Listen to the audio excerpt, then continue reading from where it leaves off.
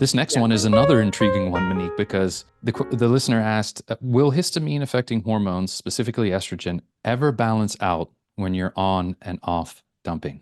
This is one of those, I call it areas where things are entangled. And it's not, I don't even think, on the radar of most researchers. And even trying to dig into the research myself, sometimes there might be an indicator from a piece of research which has a completely different, focus. And so I'm having a hard time trying to get sort of clarity on this, but here's what I know and some of the hypotheses I'm working with, which include the fact that histamine, hormones, and oxalate are another one of these areas that I would refer to as a three-ring circus. So there's things going back and forth between these things. And it's like I feel like it's a relationship status. It's complicated. So what I know, like kind of at a high level from research that I've read, is that hormones affect oxalate trafficking. That's a very interesting little statement there. What I also know is that histamine as a signaling molecule can have some interaction with hormones. And just by way of an interesting little tidbit, histamine's involved with orgasm. So for those of you who like little tidbits,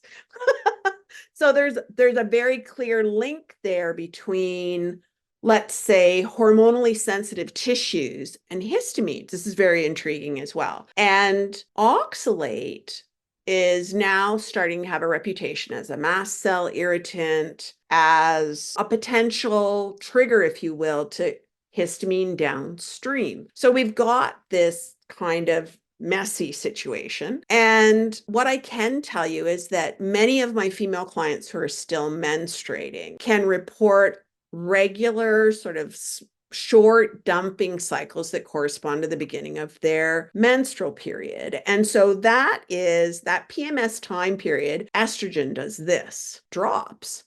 And so it does look like there's a protective, if you will, function to estrogen, which may slow down oxalate dumping, inhibit it in some way. Again, not something that I've seen clarified in the research. But I had that experience myself, like that at the start of every menstrual cycle, I'd have this little mini oxalate dump that I could anticipate, I could get out in front of, I could take supplements to help myself with. But now over time, I'm also seeing women as they go into menopause, estrogen overall is going to drop. And some of these people are finding as menopause begins, all of a sudden, that's what's making them aware of their oxalate issue. It's like that's the trigger to kind of expose it. So we really have a complex situation here, but I am at the moment working with the hypothesis that if estrogen is dropping temporarily